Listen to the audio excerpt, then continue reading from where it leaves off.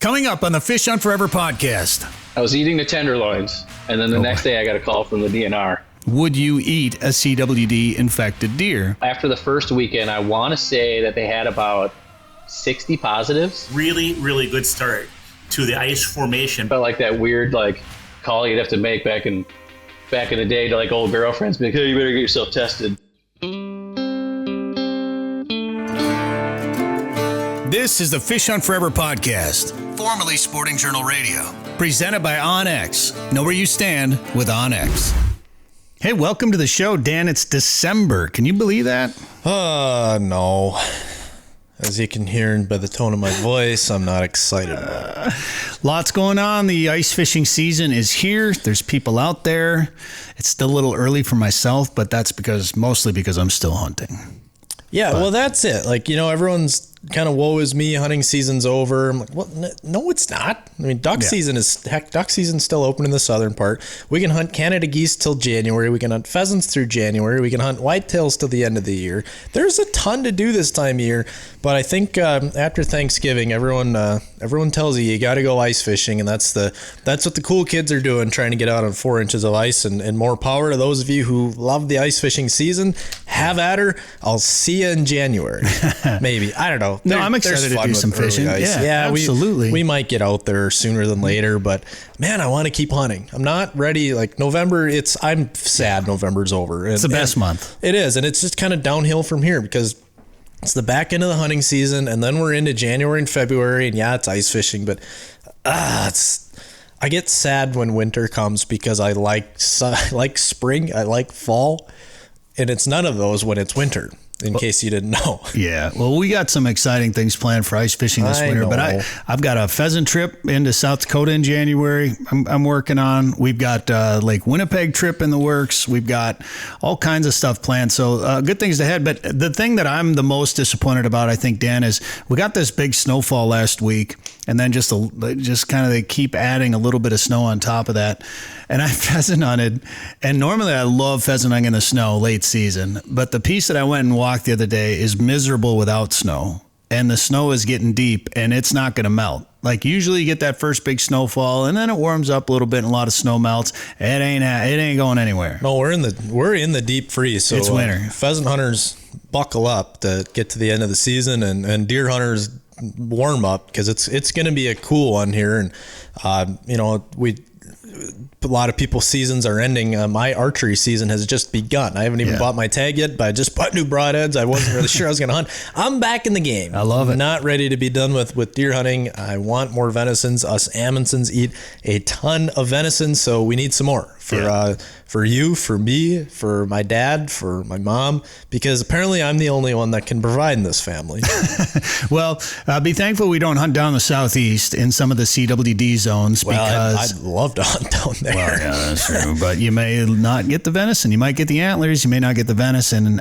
Travis Tuthill is going to join us here later in the show. TUT Outdoors on social media. He shot a nice buck down in the southeast, tested positive, got it processed, couldn't eat any of it. Or didn't eat any of it, I should say. So we're going to ask him how that process went down. What did the DNR say to him? How did he feel about it? Did he already eat some of that deer before he found out about the CWD positive test result? Also, the science. Gregg Hennum and Joe Henry are going to join us. We're going to get a Lake of the Woods ice report. Also, if you're somebody that's got snowmobiles on your brain and you're just jacked about the snow that we have so far, I mean, think about the snowmobile dealers this year. It's finally going to be a good winter for them. They need it. They need it real bad. If you bought that expensive snowmobile in recent years, you've been a little frustrated about our snowpack, well, you may be in for a good winter. And if you haven't snowmobiled up at Lake of the Woods, it's a pretty unique opportunity, some pretty neat trails up there. Maybe one of the most unique trails in Minnesota. We're going to learn more about that and how it's maintained and where it is coming up later in the show.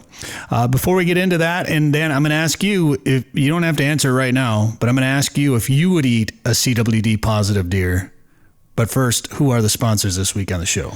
Lake of the Woods Tourism. Lake of the Woods is the wallet capital of the world. Plan a trip for ice fishing Lake of the Woods this winter at lakeofthewoodsmn.com. OnX, hunt, see private land boundaries, offline maps, and more.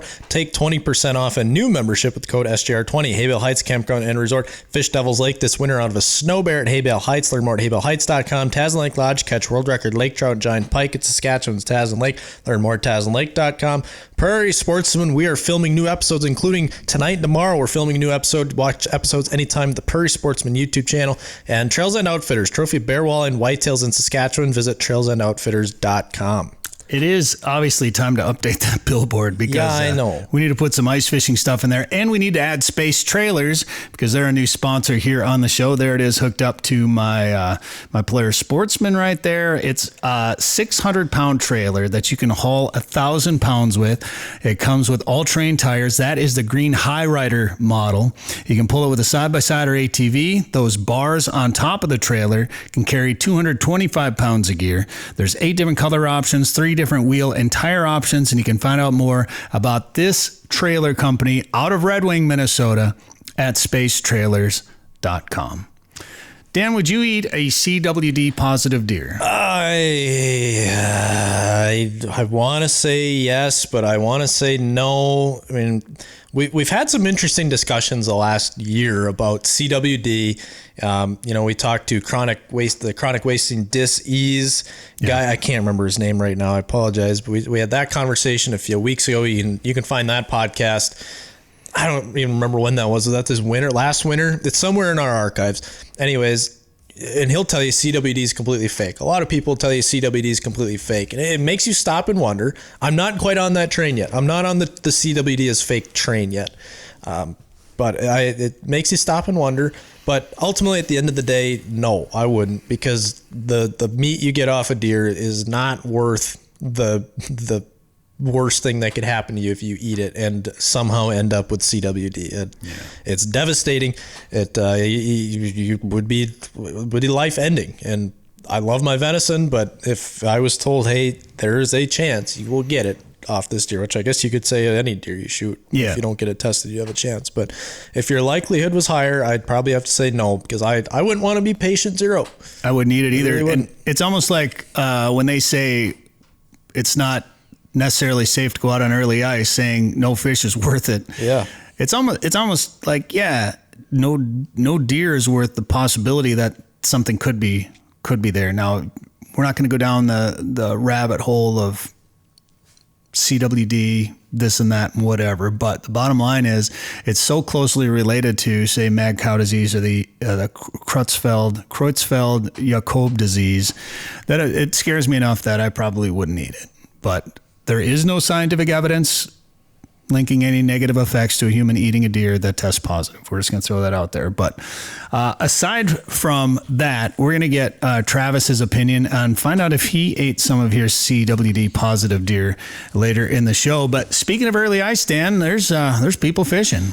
Yeah, resorts are letting people go out on red this week, and I know some people are going out on local lakes already, and I think the one lake that you and I have been by a couple times, it was frozen for like 2 days, and all of a sudden there was portable out there. People are ready.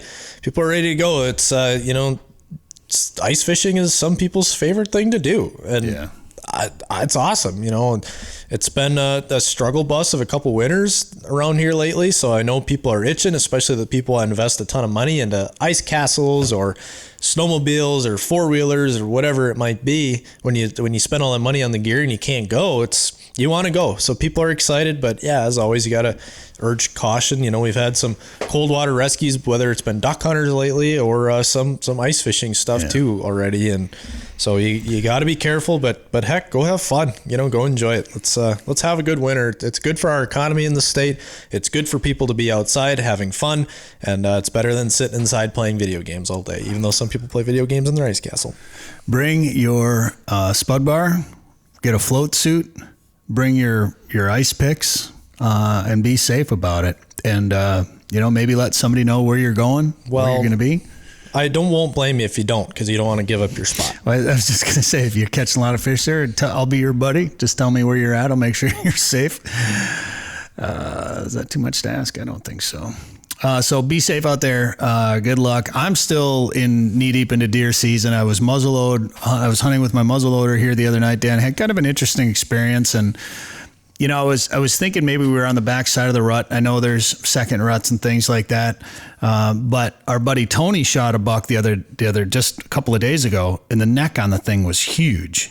So I was like, all right, these bucks are still chasing, and we've seen a few bucks still chasing prior to this snowstorm that we had roll through. So I had my grunt call out there, and I was sitting in the stand, and I grunted. And not 2 minutes later, all of a sudden I look out and there's a willow thicket, and these does come sprinting around the willow thicket towards me, staring behind them. So I don't know if there was any relation to the grunt call, if, maybe I grunted and a smaller buck got spooked and ran out the other way and it scared those does towards me. I have no idea if the two things were related, but I thought it was an interesting situation. So as I'm watching those three does kind of work their way towards me, I'm sitting there, about a half hour goes by, and I'm like, well, I'd like to see a buck. I don't have a doe tag. I want to shoot a buck.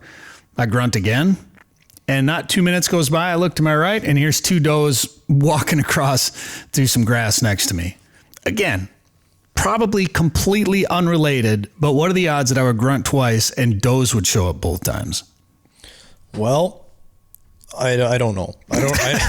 I don't know how to compute that math equation. Good answer. I don't know. I really don't know. What are the odds? I don't know. If I went outside right now and blew a grunt call 42 times, how many times would a deer show up? 42, obviously. Obviously. For sure. I mean, based on your statistics that you have, that would be the answer to that question right now. I thought it was kind of wild and coincidental, and it was just kind of neat to see some deer moving around. It's been a little bit of a slow year for me so far, other than missing a big one a few weeks back. But that's the way she goes. I had pretty neat experience the other day, Dan. You were over hunting in Wisconsin, I think, still. And I filmed an episode of Prairie Sportsman, and I was kind of vague about it. If you follow me on Snapchat, I put up something about it, and I didn't tell people what it was. I had a bunch of people message me like, "Oh, what is it? What are you doing?" And I had Adam Tutman on there, and a couple people who were friends with Adam are like, "Oh, I know what you guys are doing." I'll let the cat out of the bag for you listeners right here. Don't tell anybody. But if you're watching or listening to this, you get the inside scoop. But millions of people listen to this show. Oh, dang You're telling the entire world. The entire world's going to find out. 8 billion people. We were on a rabbit hunt. When's the last time you hunted rabbits, Dan? I was still in high school. I've done it once. I shot one once. Okay. Congratulations. Thanks. That's a cool story. Well, you asked. Well, yeah. I thought. Would you want me to give you a play-by-play? Yeah. A little more than, I shot a rabbit. Well, let me go back into the archives here. Well, I woke up. Okay. So it was fun. Like, I wasn't quite sure how it was going to go down, like filming it. And I was filming it by myself. I did David Eckhart, who is he here today? Was he on the show today? David? I clicked David's thing here. And it's you. So David's not here. David. Yeah. And to be fair, David wanted to be here, but he did have to take his grandma I think to the doctor. Only thing I've seen him do today is deer hunt, so I call BS. So I threw a GoPro on David's head as he walked through some of the real thick stuff in these groves. But the idea was we had 10 guys, we surrounded these groves, put some posters on the back side of them, and then pushed through them, almost like a deer drive or a pheasant drive through these groves. Only the difference was, a lot of times deer will, you don't get real close to them. Pheasants, a lot of times will run out and flush up ahead of you. Sometimes these rabbits, like they'd go by a down log or some old implements, some old equipment, whatever, and they'd be in there kicking them and pushing stuff around, and all of a sudden a rabbit would squeak out. So sometimes they'd hold real tight, and then it was just pure chaos because rabbits are fast and they're darting this way and that way, and you've got 10 guys out there waiting for clear shots, making sure everything is safe, and then they're using, side-by-sides and 20 gauges and 16 gauges and all these different unique guns. One guy had shells that were brass hulls loaded with black powder shells. Brass shotgun shell holes? Yeah. I've never heard of that. Winchester did some sort of, I think it was a World War II commemorative run or something like that. I even Googled it, and I didn't Google it for very long, but I couldn't find out a whole lot of info about them. But the guy said when he heard about them, he went out and found some and bought every single one, bought them all up. So he might have the entire world Every supply. single one. That's why it's possible. We've never heard of them because only one guy bought them. It was one of the coolest things, just the amount of smoke that came out of that shotgun when he smoked that rabbit. It was pretty neat. So we got a really cool episode coming to the new season of Prairie Sportsman, which will start in March and then run for 13 weeks on a PBS station near you, out of Pioneer PBS in Granite Falls, Minnesota, or check out the Prairie Sportsman YouTube channel. All right. I love it. We got to talk with Travis Tuthill. We'll talk about CWD. We'll talk about some social media. If you're a creator or a social media guy and looking to expand on social media, we kind of dig in. We're going to dig into some social content stuff with Travis when we come back. This segment is brought to you by Tazen Lake Lodge in Northwest Saskatchewan, offering lake trout and northern pike in trophy sizes. Go to tazenlake.com for more details. Sick of eating tag soup? It's time to own your odds this fall with OnX Hunt, the GPS hunting app trusted by millions of hunters. Now you'll have access to nationwide public and private land ownership information, waypoints, optimal wind for each stand, tracks, and much more. All at your fingertips. Go to onxmaps.com/hunt and use code SJR20 at checkout to receive 20% off your membership. That's code SJR20. All right, so we were going through the old social medias on the interwebs the other day and saw a post from TUT Outdoors about a CWD positive deer. So Travis Tuthill joins us on the show right now. We want to ask him about that deer, find out a little bit more about him. He's got quite the social media following, so we're going to find out all about what Travis does. And he had the lights turned off there for a second. Apparently. My bad. It's my first date. Travis, welcome to the show, man. Yeah, thanks for having me. So first of all, give us just a little bit of a background on who you are and what you do. So my name is Travis Tuthill. I run a social media page called TUT Outdoors. It's on Facebook, Instagram, all those fun things like that. My biggest following is on Facebook, so I put a lot of time into that, but it's anything from fishing in the summer to the winter to anything to hunt during the hunting seasons. Pretty much kind of do it all. And I do a lot of short form content on mine. A lot of short form videos of me just hunting and fishing and enjoying the outdoors. With somebody that has had success on social media like that, you know, Facebook for a long time was our biggest social media platform. And then Instagram came along and that blew up. And then if you weren't on Instagram, you weren't on social media, and everyone's like, Facebook is for old people, all this stuff. And then TikTok came out. And if you weren't on TikTok, you were a boomer. And, you know, TikTok was, but to me, I mean, Facebook to me is still, it still works. Like, it's still a really great platform. You know, we do really well on there too. Is it surprising to you that you do so well on Facebook? Yeah, honestly, I agree with your take totally. I want to say that Facebook is slept on, but it's not really. Like, if you still look at the insights of all the social medias that are being used, I'm pretty sure Facebook's still at the tippy top of that level. And it's because so many people have been using it for so long. But the interactions I get, especially coming from an outdoor sense, where it's kind of hard to do outdoor content on some of these social media brands. Facebook, I think, has been one of the better ones out of all of them. Like less or more forgiving, I would say, than a lot of the other ones. So Facebook has been great, especially for the outdoor world, I think. Yeah, what TikTok, Dan, we can't show any guns or any shooting or... Yeah, well, now the new thing on TikTok I found, it used to be they would just take a video like that down. There's a few videos I've gotten away with somehow, I don't know, where a mallard gets shot. And, no guns were used in this. Yeah, well, that used to be the thing. You're like, oh, this is a fake animal and a fake gun, and no animals were harmed, and you'd get away with it somehow. But otherwise, they would just like take it down, like, oh, this goes against community guidelines. And now the thing I found is they'll just shadow ban the whole video. You'll check it like 6 hours later and it gets 5 views. It's like, interesting. So they're not even deleting it. So it tricks you almost. And I don't know, it's dumb. I don't know if they realize how much content they're missing out on because of their stupid guidelines. Correct. Yeah, I agree. It's been a hard go, and I learned it right away with TikTok too. I think TikTok is one of the worst because so many people report anything. I had a video that it just showed me holding up deer antlers of a deer. That was it. There's not the body of the deer, no blood or nothing. And, you know, I got an account warning and all kinds of stuff. And I'm just like, the stuff that you can see on this page, on, you know, TikTok, and this is what people are going to be mad about. So right. Well, it's not, yeah. And then you open Instagram Reels and you watch a family of 4 get run over by a semi truck without anything, and it's like, what in the world? Right. Like, Yep. What is allowed here? Violence is okay. Nudity's Nudity's most nudity, you know, almost nudity is okay. Hunting and fishing, no. Please. Yeah, don't you the shoot children. that Think of the here. children. Yeah, ridiculous. Right to jail. Right to jail. Yeah. Facebook, 130,000 followers. How long have you had that page? And, you know, how did you find success? How did it take you that long? Or how long did it take you to grow it that big? It was kind of accidental. I had made the page while I was deployed in the military.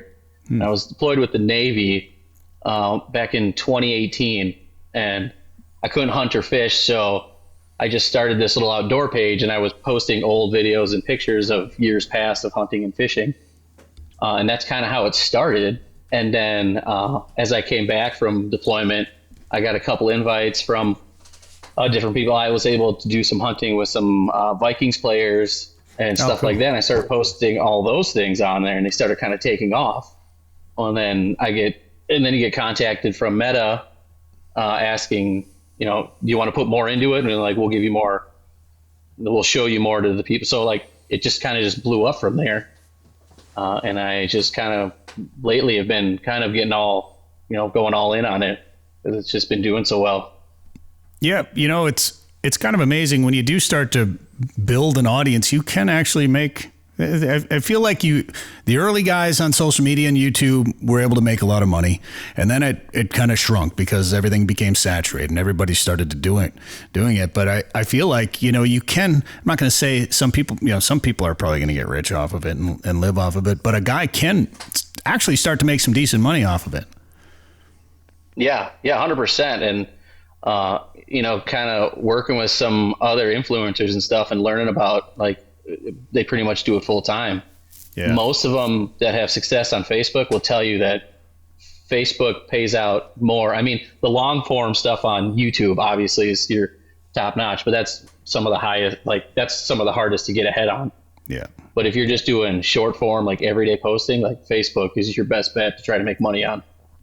It's wild how that short form stuff, the reels, the TikToks, the shorts, whatever, became so popular here in the last couple of years. But that long form stuff, like we had a video, you know, we got on the YouTube train kind of late, and we're putting content on 4 different YouTube channels. So it was splintered. So it was real hard to grow and get established out there. And now we've kind of consolidated and put together a better plan on how to approach it, and we're growing it really fast. And all of a sudden we've had one video really kind of take off straight out of the gate, and it's kind of amazing how it works and how you can actually start to make some money when things actually start to take off. It's nice to see some success like that. And you know, it's with all the social media channels and outlets and options that are out there, our philosophy has always been to hit everybody everywhere they consume media. So, I mean, we're on broadcast TV, we're on broadcast radio, podcasts, YouTube, etc. We're everywhere. Sometimes I feel like that is a lot to do all of that, but we try to hit everybody where they're at.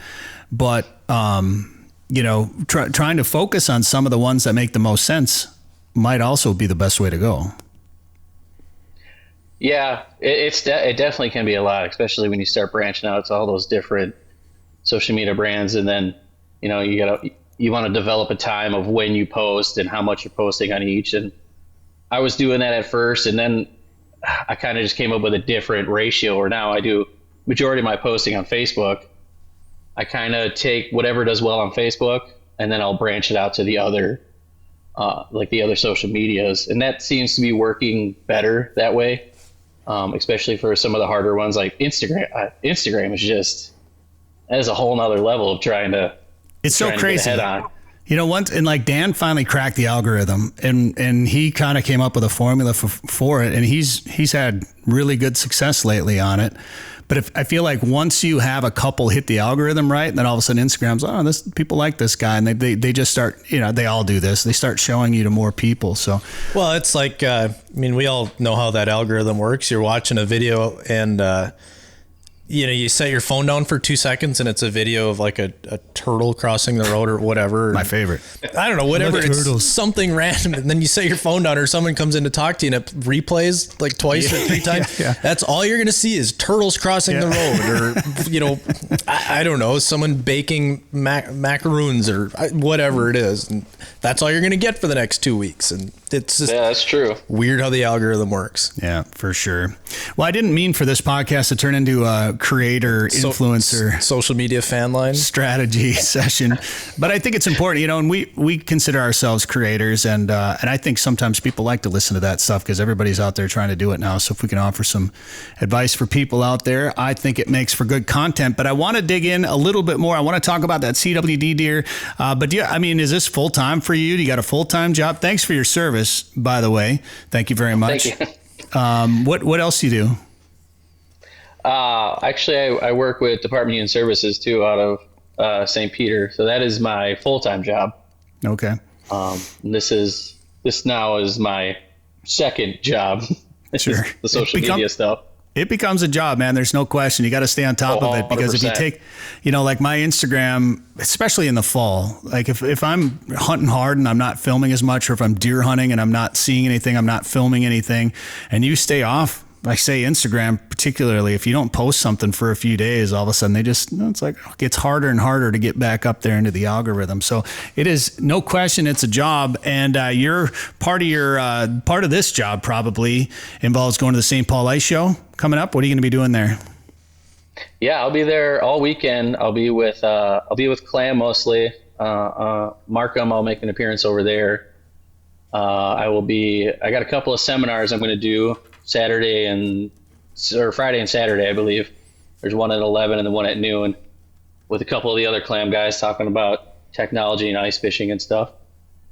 And other than that, just be walking around and seeing what's new out there and talking with people and getting excited for ice fishing, that's for sure. Yeah, there's definitely going to be a lot of talk about hard water for sure. I know some people are already starting to fish, but usually this is kind of that kickoff. If the ice isn't ready, it's a chance just to sit around and wish for thick enough ice to walk on. But we're having a good winter so far. All right, Travis, we're going to take a break. More with Travis Tuthill, TUT Outdoors, when we come back. It doesn't get much better than fresh perch and fresh walleye. If you're looking for an exciting winter fishing destination, come to Devils Lake, North Dakota. Haybale Heights Campground and Resort is on the ice with a fleet of snow bears, keeping you mobile and warm so you can stay on the roaming schools of fish. Haybale Heights on the east end of Devils Lake has knowledgeable guides, comfortable cabins, and their own lake access, making your trip as successful and stress-free as possible. To book your trip, go to haybaleheights.com. That's haybaleheights.com. We're back. Travis Tuthill is our guest here on the show. TUT Outdoors. Find him on Facebook, all the social media channels. We talked a little bit about what you can see while you're on there. And one thing that we saw recently was about a deer that you shot. And I'm not going to ask you where you deer hunted or anything like that, but obviously it was a place where you probably had to get your deer tested for CWD. Yep. Yeah. Down in southeast Minnesota. Oh, yeah. That's a nice buck right there. So thankfully you do have it's a nice rack. It's a nice looking deer, but as, at least for Dan and I mean, we love shooting big deer and big racks, but the meat comes first. Love to eat venison. Unfortunately, you didn't get to eat that one. Yeah. Yeah. So I got a call. So I'm in an area where that weekend is mandatory testing. And even that, you can go down a rabbit hole with people with the mandatory testing, but right. To each their own, I guess, on that. But, I like to follow rules and everything like that. So I brought my deer down to get tested. And then, deer gets processed it was a little over a week later. I had just a buddy do it. I got the meat back. I ended up I was eating the tenderloins. And then the next day I got a call from the DNR. And they had said, unfortunately, your deer has tested positive for CWD. and we highly recommend that you dispose of all of the meat. Dang it. Yeah. And then you just go, it's one of those things. And like we kind of talked about at the beginning, like, and I put a post up about it because I knew it would be kind of controversial, or a lot of people are just like, it's no big deal. Eat it. There's no science behind where it's connected with human. Fake. Yeah. Right. Stuff like that. And you're like, if it was just me, it would be a different scenario. But, I have a wife and I got 3 kids, and you're just like, there's not that much research into long-term effects of it. Something might not affect you right away, but nobody really knows the long term of it because it sits in those deer for a long time too. It doesn't affect them. So right. There's just a different feeling about it once something's wrong with the meat, Oh yeah. I mean, I love it, venison, and I'll eat it every day if I get the chance, but I don't think I would eat it. I wouldn't eat it, unfortunately. And it sucks because you probably burn your tag on that deer too, unfortunately. But, I did a little bit of research on it, and I don't want to make this show about CWD denial and all of that. We've done shows on that. I don't want to go down that road right now. The bottom line is, would you eat a CWD infected deer? And when you look into it, regardless of how you feel about the state's management on our deer, what's going on in Wisconsin with their CWD fight, what's going on everywhere right now, regardless of all of that, if you look into it, if you look into the mad cow disease and how that has transmitted the Creutzfeldt-Jakob, I think nailed it. Yeah, I've got it. I actually spelled it out. Where did I do it here? Creutzfeldt-Jakob disease, variant Creutzfeldt-Jakob disease. It's a rare fatal brain disorder caused by infectious protein called prion, which is linked to eating beef from cows infected with mad cow disease. It can be transmitted through blood transfusions, all of that stuff. So there's a lot to learn about it. It's pretty rare. There has been no link to humans, but at the same time, if there were, and I've said this all along, if there were a link, like if all of a sudden somebody got sick from eating deer, what do you think's going to happen to our deer herd? You think they're wiping them out now? That's correct. Yeah. That's the reality of the situation. So, if me throwing out a deer like you did, keeps there from being a link to humans, it might be prolonging. And you know what? Maybe it is all fake. I don't know. I'm not a biologist. I'm not a scientist. I'd rather not be patient zero. Yeah. And all of a sudden have like Dan Amundsen disease 50 years down the road. Like, this poor guy shot a deer. Now he's got Dan Amundsen disease because he ate it and had CWD. And remember that guy, that idiot who didn't throw out his deer and he died? What an idiot. I'd rather not living in a bubble guy. now. Yeah, right. Rather not be the thing. So, and I know obviously they worry more about the brains and the spine and some certain parts of these animals. But mad cow disease, some of that stuff I guess was in the beef. So I don't know. I thought this is my favorite part of reading about this was they recommended do not eat the brain, the eyes, the spinal cord, the spleen, or the tonsils. I know those guys who just love to chew on tonsils. Even if the deer hasn't tested positive. A bowl of tonsils. What the heck? Right? Oh my God. Well, it's an interesting thing because we know a few people that'll get a deer carcass and they'll, butcher the deer, but then they'll have dogs and they'll leave their carcass out. They'll let them chew on the spine and, kind of pick the rest of the meat off that deer. Not me. No. And there's a good example of why maybe that's not the greatest idea. Now, I've never heard of an issue with that, but makes you wonder. It's funny that you even say that, Dan, because I know you cut the antlers off your buck that you shot. Always do. And I don't know where you did it, but Tiny's been out by your back of your truck the last couple of days. I'm like, I wonder if that's where. No.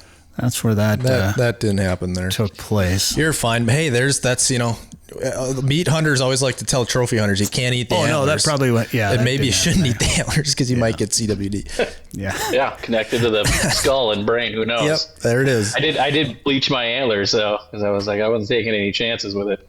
Are you doing a shoulder mount with that, or what are you doing with the... So I do this little kind of man-made one that I buy these. It's called a rack hub, and it's, I don't know if you saw though. Then you can put the antlers on there, and you can take them off still. But then you can hang them. So I have a mount that I have for all my racks. So I just cut the rack off, and then I attach them to this rack hub, and then I have a solid board that I attach them all to. Because that makes me wonder, like if a guy was going to do a shoulder mount, and I guess it would just be the cape from around the head, but would they advise to throw that out and just save the antlers if the deer tested positive, or even I don't know. I'd be surprised. I don't know why it'd be in the hide. Did they tell you anything about that? They just asked if I still had the hide and everything like that, if I was doing any kind of mount with it, and I told them no. The other point of it though that makes it kind of weird is that, so since he tested positive, I had to call the landowner, because I was really worried about the landowner at the time, thinking of this deer. They just gave me permission. This was the first year I got to hunt this land. And so now I'm like, does the DNR come in and wipe out all those deer? Because you have to pinpoint exactly where you shot that deer. Right. And so luckily they don't do, I guess, what they used to do in the past where they would bait them and take out a bunch of deer in the area. Apparently they don't do that anymore. That's what she was telling me. I don't know what they do instead, but because I was telling her that was one of my big concerns. But then the other thing was I had to call the guy who processed my meat. So I felt like it was such a weird conversation to call up and be like, hey, I got some bad news. My deer tested positive. I felt like that weird call you'd have to make back in the day to old girlfriends, be like, hey, you better get yourself tested. Hey, my deer meat tested positive. You should probably clean up, maybe. I don't know. So, but he's dealt with it before in the past. He wasn't too worried about it. It sounded like he runs a pretty clean operation down there. So nobody else was really worried about it that it happened. So I was glad with that. So I'm just reading a little bit about this because I haven't hunted in a CWD zone, and I've only got one shoulder mount. I haven't really looked into it too much. But if you do shoot a deer in a CWD zone, you can bring it to it. You have to bring it to a taxidermist within 48 hours. I think if I'm reading this correctly. Yeah, that sounds right. So anyway, make sure if you are hunting in those areas, make sure you're checking the rules and regs on transporting and bringing stuff to taxidermists. So you get your deer tested, you eat some tenderloin, the inside tenderloins or the back straps? Now the inside tenderloins, one attached, right by the spine there. So did you start seeing things then, and aliens, or no more than usual, I guess. So I don't think I have any effects of it yet. Just didn't feel anything. All right. So then you're how many days? So you shoot the deer and you have to go get it tested. Did you bring it there right away, or how soon was it getting tested? Yeah, I brought it there later that day. I shot it in the morning, brought it in the afternoon. And they test it, take out the lymph nodes? Yep, take out the lymph nodes. Mm-hmm. And then you bring the deer. I want to say it. Sure, go ahead. What's that? I was just gonna say, you bring the deer home. You process the whole deer. Yeah. So, I brought it to a guy who does that, and he just does it on the side type of thing. He just cuts it in chops and stuff like that, and has scrap meat ready for sticks and things like that. So I had it all nice and neat and prepped and ready to go in the freezer, and all excited. So, yep, I mean, you right there. And you probably had to pay, whatever, $100 or whatever it costs you to do that, $200, whatever it is these days. Yep. So that money is just gone then, right? Yeah, that money's gone. I did ask if I can get my tag back, and they said you can't get your tag back, but they'll give you a free one next season. Oh, interesting. Okay. Yeah. Huh. I didn't know that. So this brings up a question, this is no reflection to the guy that you brought your deer to get processed. I'm not singling him out at all, but you always hear the stories about when you bring your deer into a meat processor, you don't always get your meat back. That's what they say. Now, maybe 99% of them is exactly your meat back. I'm not trying to call anybody out, but what if you bring a CWD positive deer into a butcher and he's cutting up deer with 15 other people who brought their deer in, and all of a sudden now your deer test positive? I mean, that brings in a whole new factor into the equation. Yeah, and that's always why I've done what I've done with my meat. Where if I do take it to an actual like butcher and pay for it, I used to do it months down the road. I'm talking like I cut it up myself and I'd freeze it, and then I have them do like sticks and stuff for me later. But I'm talking like February, March, so I know that they're not mixing my meat with other meat. They're not busy. I've heard, yeah. Right, they're not busy, right? So, and that's kind of why I went to this guy, because he just kind of does it as a deer will come in. He just kind of cuts up the chunks and brings it to you. So there's not any mixing of deer right there, because he's not grinding it up with other meat and stuff like that. So that's why I personally have done it that way, is because I don't trust a lot of people in how they handle meat. Not just CWD. It's just, whole other reasons why, right? Well, it's so easy. Yeah, you're right. Realistically, once you process your own deer a couple of times, it's pretty easy just to debone it, cut it into steaks. I mean, that's all I do is cut it into steaks and chops, maybe take some trim and make burger, but put it right through the vacuum sealer and into the freezer it goes. It doesn't ever go anywhere else. It's pretty easy once you do it a few times, but and that eliminates that whole possibility of doing anything. So was there any other messaging from the DNR about that then? Was it just like, hey, your deer CWD positive? Did they say anything like, was there a bunch of deer testing positive around there? Did they give you any info like that? They did say, I can't remember what the exact number was, but at the time, because down there they do two separate testings. The first weekend is, I want to say, mandatory, and then they have another season, a late season, like a season A and a season B. And I think during that time, that first weekend of that season B, you got to turn it in. So after the first weekend, I want to say that they had about 60 positives, and I'm guessing it was out of thousands of deer that got tested. And I think that's around what she was saying. So I mean, I don't know. 60, I feel like, seems like a lot to me when I think about it. So I don't know if it's been an increase this year compared to other years or not, but it's also lottery type winning numbers there, where like thousands of deer get tested and mine gets picked, and I'm like, oh, that's what I get to win. Cool. Dang it. But yeah, I think she was saying that first weekend or so they had about 60 or so test positive, or there's two separate testings. There was like a positive, or like there's a hint of it and they got to do a second testing and stuff.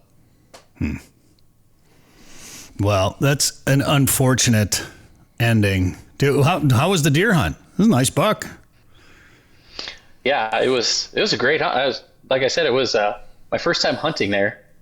I shot that deer within the first hour and a half of hunting, and I was planning to hunt for at least 4 or 5 days. I had sent I'd sent another picture of like the area that I was looking at. I took like a scenic picture of all the trees and everything. And from when I took that picture and when I shot my deer was 7 minutes in between. Wow. Because I was sitting there, and I was actually getting ready to move, because I'd never hunted this. I went in blind. Another guy that I was hunting with was like, where do you want to go? And I was like, I have no idea. Just point me in a direction. I'll wait for the sun to come up. And so I've looked at it. I studied a lot of it on Onyx, because it's bluff country down there. Mm-hmm. And I found a nice little shelf that goes along one of the points there. And I was like, well, if they're going to walk through, they're going to be on the shelf. So I ended up just posting up on that shelf, just kind of waiting for deer to walk through. And I did a grunt and a rattle, and then I took that picture because I was like, this looks pretty. And then 5 minutes later, I looked to my right, and this guy's 40 yards from me. I was like, oh. Well, hi. That's usually not how deer hunting works, but okay. Perfect. Yeah. So was this during the gun season, or is this archery, or what? Yeah, gun season. Gun season. I don't archery hunt too much anymore. It's too green and too hot for me to archery hunt. I like cold fall weather for my deer hunting, so I like going in the gun time. So, do you think you're going to be able to use a rifle next year? How do you feel about that? Yeah, that'll be interesting. For where I hunt down there in that bluff country, I've never needed, I would say, the use of a rifle, because most of the time those deer are within 100 yards of you. And I shoot a Savage, the 220 shotgun, the bolt action. Yeah, that's pretty good. And I have it dialed for, up to 150 yards, and I've never had to even take a shot past 100 yards. So I feel like it's not something I really need to worry about, but I feel like if you're going to slug hunt with a shotgun, you almost have to go with that gun. I don't know. 100%. Yeah. You just had a bad experience. Yeah. You're salty. It was a decent deer, 10 point. Had a radio collar on it. It was actually a CWD hunt that I was filming for Prairie Sportsman. It probably had CWD, and you had to throw it out anyways. So you just that gun did you a favor. 30. This deer, I was posted up in the bluff country down there, and there was a bunch of guys kind of pushing towards. I think there was two of us kind of at the end there in a funnel, and I started hearing bang, bang, bang, bang, bang. I think this deer got shot at 11 times before it made it to me. Like the entire crew missed it. I think we were all shooting blanks or something. I'm not, and that might have been the case. Because I borrowed a shotgun and shells. They might have given us all blanks just because they wanted us to hunt, but didn't want us to kill the deer on TV. I don't know, but it was so weird because this deer, all of a sudden I hear it coming, and I'm talking to my camera guy through the microphone because he's in a stand up on the hill behind me. I'm like, all right, deer's coming. Get ready. And here he comes, and it's like he was coming right at me. So it was like slow motion. I had plenty of time just to sit there and wait, sat back, ate a sandwich. Now it's just coming across this hillside right in front of me, 30 yards, trotting, maybe. Like not running, not walking, just kind of a slow trot. Just knows it's like it just made it through the gauntlet. It's like, whew, I just used up 8 of my 9 lives going through there. Like I'm feeling pretty good about life. And then all of a sudden, here's Bret with smoothbore shotgun and kapow, and like I've hit pheasants on the wing at a long distance. Like I'm doing this with my eyes closed. With a slug? With a slug. Yeah. Like this is a piece of cake. And I take a shot, and I like just out of instinct, I unshoulder the shotgun. Like, all right, I shot that deer. It didn't even flinch. Like didn't break stride. It didn't flinch. I didn't see anything that made me think I hit this deer. So then I shot at it again, and it started to quarter away from me and go up this hill. And I just stood there in disbelief, like, I don't know what happened. I went over and looked for blood, and not a drop of blood anywhere. I tracked that deer for a while, and actually talked to the DNR and got pictures of it later through the radio collar, and somebody did end up shooting it, but it was like a week later. So I was like, right away I emailed the DNR that was in charge of the tracking program. I'm like, hey, so I shot this deer in this spot right here, had a radio collar on it. Can you just tell me if it stops moving in the next like 12 to 24 hours? And it didn't, and it survived. And I mean, who knows where that slug went. And ever since that was the only time I've hunted with a slug gun. Otherwise, I'm an archery guy, or I grew up with a 30-06. I won't hunt with a shotgun unless I've watched you miss deer with a muzzleloader. I've watched you miss deer with your bow. Oh yeah, I've watched you miss deer with your 30-06. I've watched you miss deer with a 30-30. And you haven't stopped hunting with any of those. Well, the 30-30 was a cool gun. It wasn't mine, so I had to stop hunting with that one. Yeah. 30-06, I've shot a lot of deer with that 30-06. I understand. You've also missed. Yeah, well, it wasn't one of those things. It wasn't as easy of a shot as that one was that day with that slug gun. So a lot of your bow shots are. The bow hunting is different. And I've shot a lot of deer with a smoothbore before I went to the 220, and it was my old Benelli as my bird gun, and then I used it for deer hunting too, and it did pretty right for me for then. So I don't know what type of shotgun. I just think you're lying. Yeah, it's okay. We can say Bret just sucks. Well, there's that. We can say that. It's true. It's the gun. It's always the equipment. Always the gun, for sure. Every single time. All right, Travis, we'll let you get back at it. I know you're busy today. I appreciate the time here. TUT Outdoors on social media. Come see him at the St. Paul Ice Show, doing some seminars and hanging out with Clam and Markham. Travis, thanks for being on the show today. I appreciate it. Yeah, thanks for having me, guys. Thank you. All right, Joe Henry and Gregg Hennum. We'll talk about snowmobiling up at Lake of the Woods and how the ice conditions are when we come back. Lake of the Woods is the walleye capital of the world. Plan your ice fishing trip today. We have over 60 lodging options with 30 full-service resorts featuring heated fish houses, ice transportation, meal plans, and sleeper house options. Fish from the famous Rainy River in the South Shore. You never know what you're going to catch. To the scenic Northwest Angle. Here at the Northwest Angle. Catch walleye, sauger, perch, sturgeon, eel pout, tullibee, northern northern pike, and more. Fish Minnesota's Lake of the Woods. Learn how at lakeofthewoodsmn.com. All right, now we're going to head up to Lake of the Woods. Joe Henry from Lake of the Woods Tourism joins us. I want to talk about Lake of the Woods and the ice and all that, but Gregg Hennum is with us as well, too, and we'll talk to Greg here in just a second. But, Joe, let's just start with what's going on up there at the big lake and how the ice is looking. Tell you what, it's an exciting time of the year. I mean, people, if you're not jacked up, if you like ice fishing, now is a time where hopefully your awareness is increasing, and we got deer hunting and Thanksgiving behind us, and you always look forward, right? And I'll tell you what, with Lake of the Woods right now, it is happening. We are forming ice, and our ice guides and our resorters and everybody else, they're out checking ice conditions, and it's not time to go on the ice yet. But I have to tell you, we have a really, really good start to the ice formation, both on the bays and also out on the main basin, Big Traverse Bay, and up at the northwest angle. Really a good start. We're optimistic. I talked to Paul Arneson today, and he said, yeah, we have a strong northwest winds, which means it normally piles up, 7 feet tall on the shore, so we have to work through that. But right now it's not piling up, and that's good news. And, I mean, things are just, knock on wood, baby, they're coming together pretty darn nicely.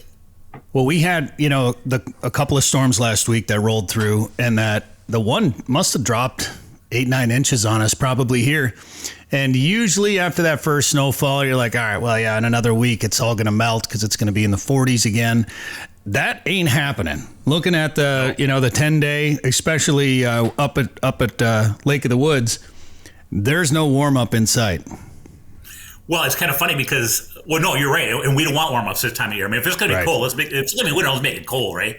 But, no, you're right. In fact, I even looked at the weather forecast. Of course, we have the St. Paul Ice Fishing Show this weekend, and I even looked at the forecast for St. Paul, and it's always colder, 5.5 hours north of the cities than it is in the cities. So that's why we go through the month of March. That's why we typically get day houses out about December 10th, give or take, based on Mother Nature. Tell you what, Brett, this year it's looking like that December 10th date, and I'm going to let the ice professionals who are working the ice make that decision. But in some areas anyway, it looks like we might get some houses out by about that December 10th time frame. We'll see. But the weather forecast, we're showing some below zero and some single-digit temperatures. Well, that ice show is kind of the unofficial kickoff of the ice season, and there's no question it's going to feel like the ice season when you're there. I mean, it's not going to be any warmer really in the Twin Cities, maybe a hair warmer, but really you're talking about 20s for highs and single digits, even below zero for lows. So we're going to be making ice all over the place. And of course, it is good news for the resorts up there. It's amazing how big that winter business has become up there and just how big of a destination it is for people in the winter. When with all respect to other ice destinations, I mean, I would say arguably, you tell me if I'm wrong, but I would say Lake of the Woods is probably the number one ice fishing destination in the whole North America. I mean, as far as amount of traffic, amount of notoriety, how many resorts we have, how many people we get on our ice. And that's shown by even the Minnesota DNR talking about 2.5 to 3 million angling hours per year. Now, with that being said, we have big water. We have a lot of ice to fish on. So you can be spread out. And there's millions of walleyes, and there's saugers and jumbo perch. I mean, we have the right setup for it. I'll tell you the kicker, though, to me, is the infrastructure of our resort community.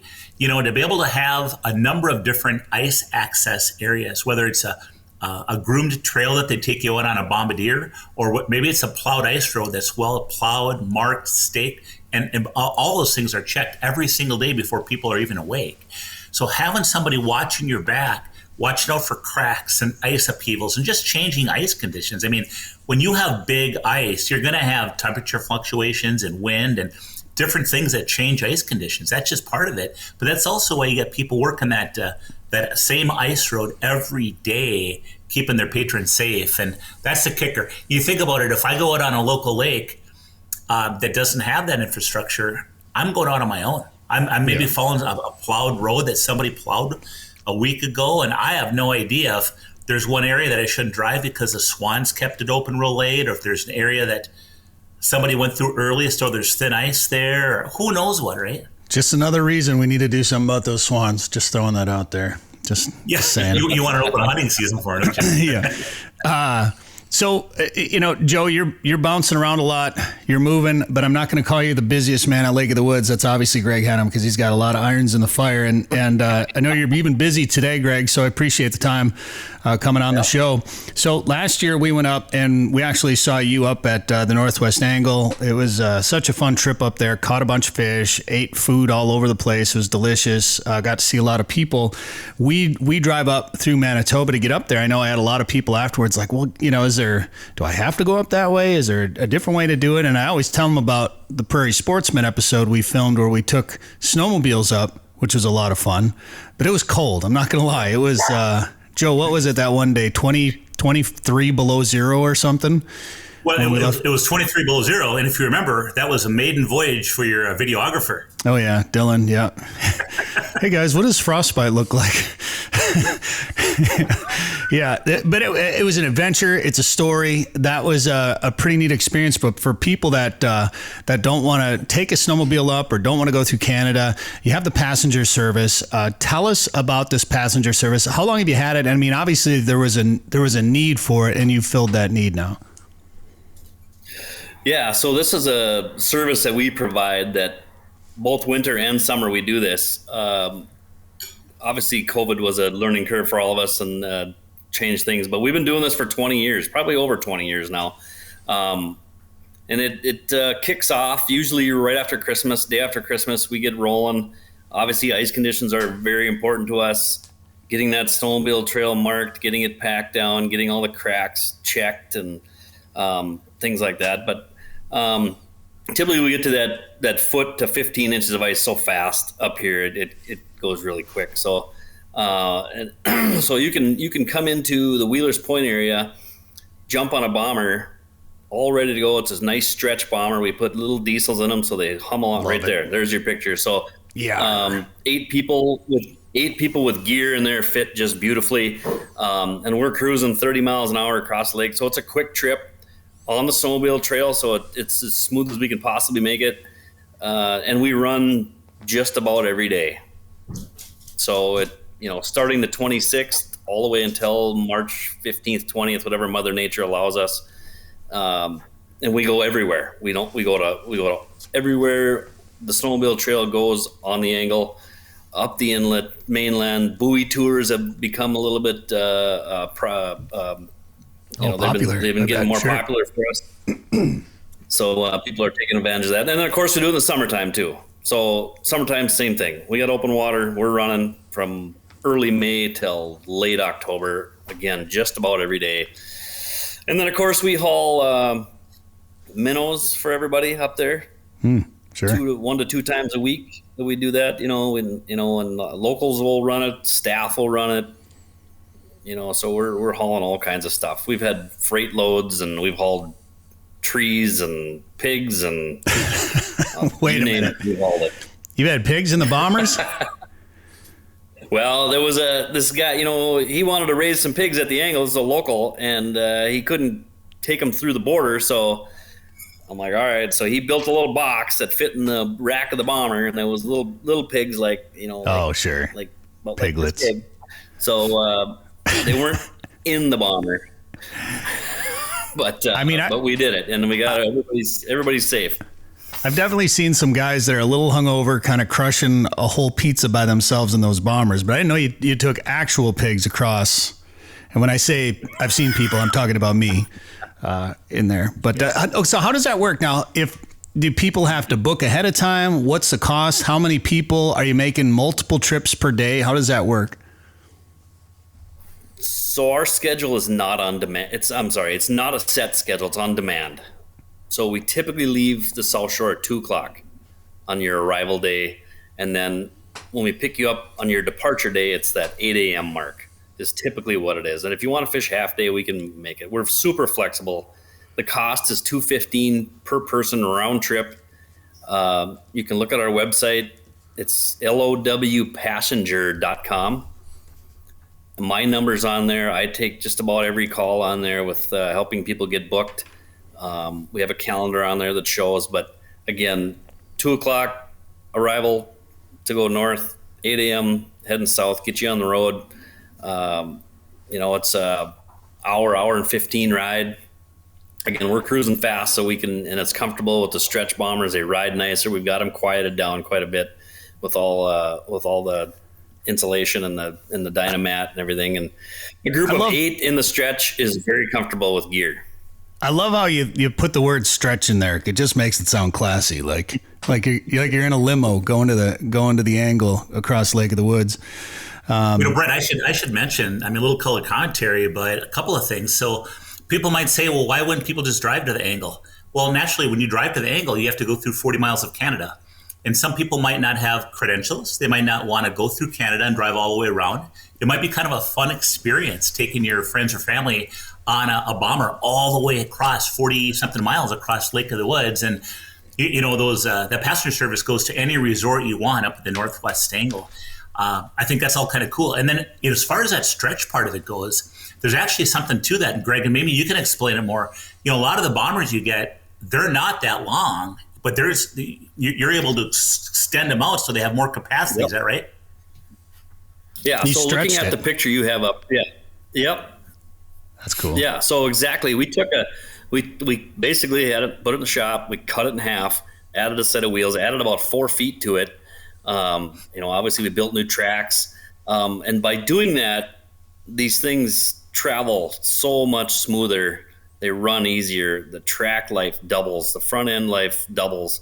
They cross cracks like you're driving a bridge. So in my mind, they are actually a safer bombardier. And they're quieter because they're just a little longer and everything's kind of spread out. But and again, they float. They just float on some of the bumps that you or normally would have, and so they're a kind of a superior machine for what we need to do up here. And again, to Joe's point, we not only get people that don't want to go through the border or can't or just have some other issue, but just want to try this and do it. Oh yeah, and see the lake and see the trail and make the trip, and just we don't mind if you crack a few bush lights in the bomber. So. that definitely happens. Okay. Hey, yeah. You just doubled your passenger base. That's right. Well, it's such a unique business opportunity in a sense when you think about where the angle is, just kind of the uniqueness of Lake of the Woods and the angle and being able to travel up there without having to go through another country. It just fills a need, but it's a lot of work from maintaining those bombers and modifying them and keeping them going, because those aren't brand new machines, obviously, and finding parts isn't always the easiest. So you're probably fabricating parts for that thing as well. But then the trail. So just grooming that trail. And when we took it on snowmobiles, I'm trying to remember what year that was, Joe, 2015 or 2016. I can't remember, but the ice had been pushed up so much in certain spots that it was like we were winding our way through a fantasy land. Like it was actually really cool. Like it was one of the more memorable snowmobile rides I've ever been on. And you think about it, guys go through the mountains, or you go through hills, or you go through the woods, and you're winding up and down these hills and through these woods, but you're going across the expanse of Lake of the Woods. You wouldn't think of it as being like a scenic ride, but that year with those ice shards jutting up so high in the air that you're going through, it was unlike any other snowmobile ride I've been a part of. Yeah, so we'll start messing around in the lake when we know we have 6 inches, right? 6 inches across the lake. And usually by that time we have a pretty good idea where we're at. One of us have usually flown the lake.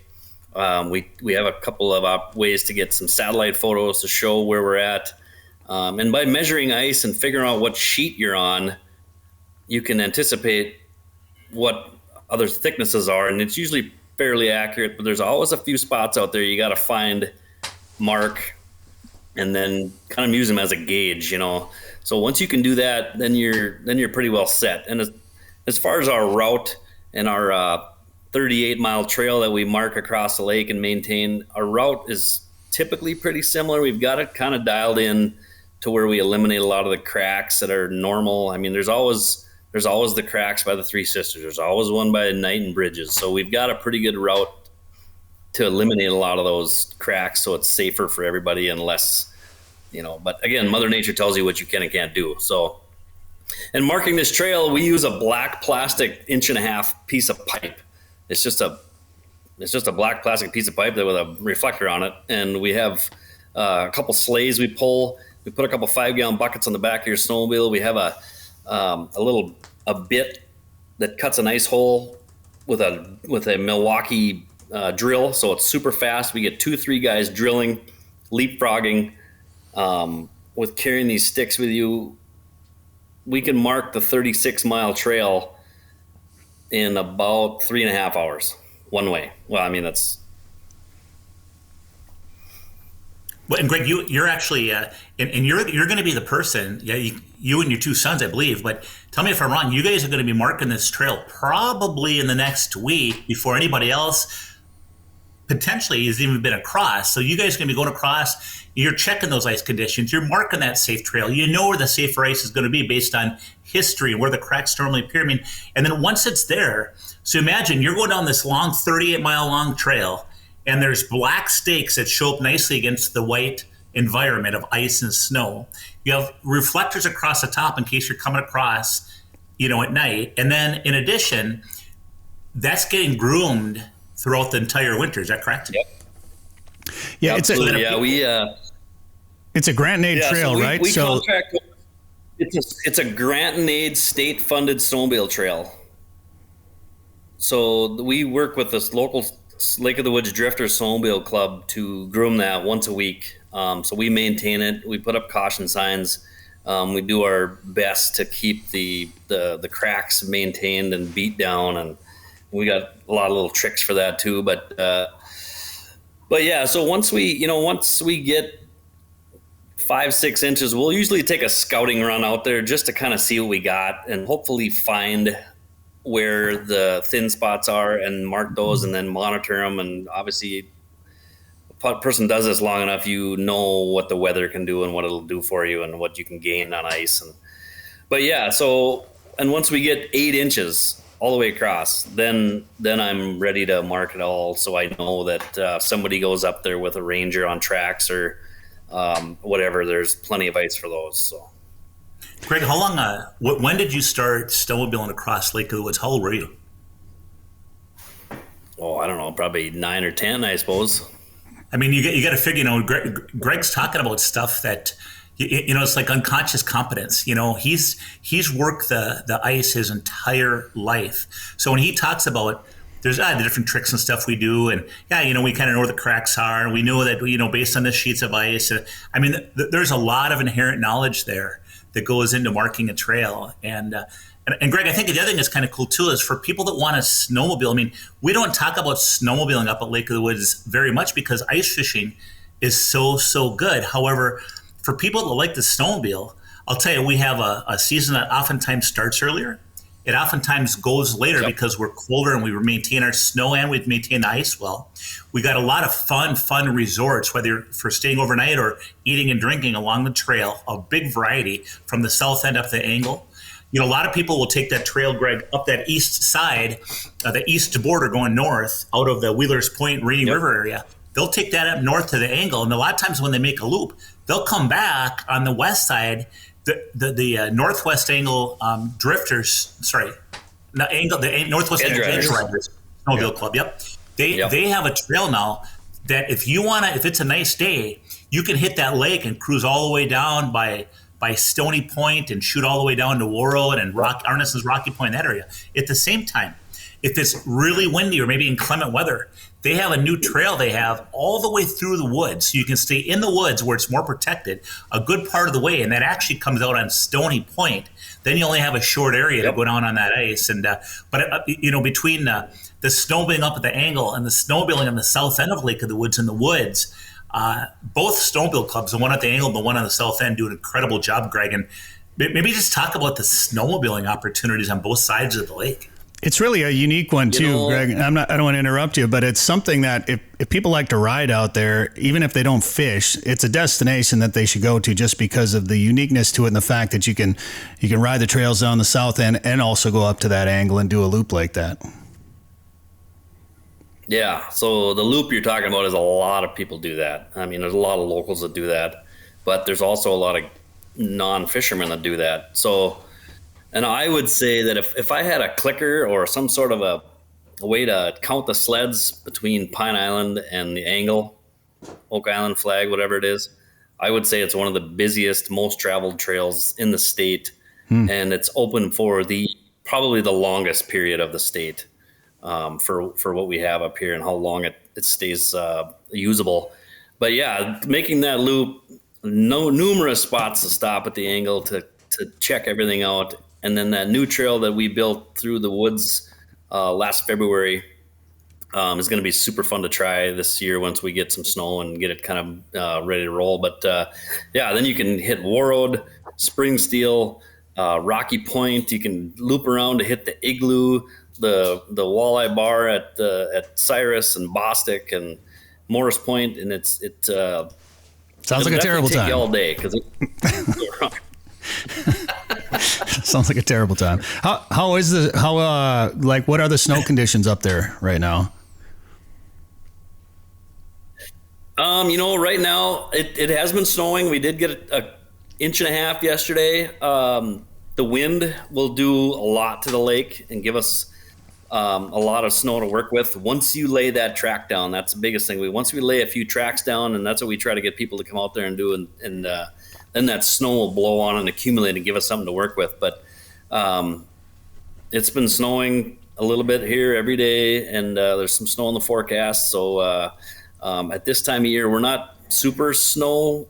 We don't like a lot of snow because we want to get our ice. We want to get that foot to 18 inches built before we get too much snow. Yeah. But we don't have a lot of control over that, obviously. But that's just where we're at, and but we're due for a good winter, and we're hoping that this is the good winter that we haven't had in a couple of years to bring some of our snowmobilers back. It sure seems like it's off to the right start. Cold weather and the right amount of snow in any case. All right. Well, like I said, off to a good start up there. I'm sure you guys are looking forward to a good long, cold winter, and good for the businesses up there, and tourism, of course, Joe. And if people want to get an ice fishing or a snowmobile trip planned to Lake of the Woods, what should they do? Call Greg Hennum. I'll give you a cell phone number. No. Yeah, well, I'm not hard to find, so. Hey, I should mention too, if I can. Hey, Greg has nothing going on. So Greg was a previous owner of Sportsman's Lodge on the south end of the lake. Sold that a couple years ago. He and his boys now run Sportsman's Oak Island up at the northwest angle. Greg has a passenger service. He's a realtor. He has the heated man caves, which is kind of luxury storage. It's heated storage around the lake. And he also has a new business where he has rugs that go over a septic system rug service. You lay these rugs down, and that frost can't penetrate so deep into your septic system. So he's got a little bit going on. So I thought maybe I'd give it a cell phone number just so people could call and just chat with him. He's got a lot of time on his hands. Yeah, how do you feel about that? They call that how to win friends and influence people? We can't sit still. Yeah, that's exactly. Right. But you know what? Hey, as far as finding out any information for Lake of the Woods, we put a lot on social media, but we also have just about everything on our website. If you guys want to find out more, check out our website, and that is lakeofthewoodsmn.com. Thanks for listening to the Fish Hunt Forever show. Download the Fish Hunt Forever podcast wherever you get podcasts, or watch on the Fish Hunt Forever YouTube channel. If you like today's show, please give us a 5-star review. Find past shows, articles, news about regulations, and more at fishhuntforever.com.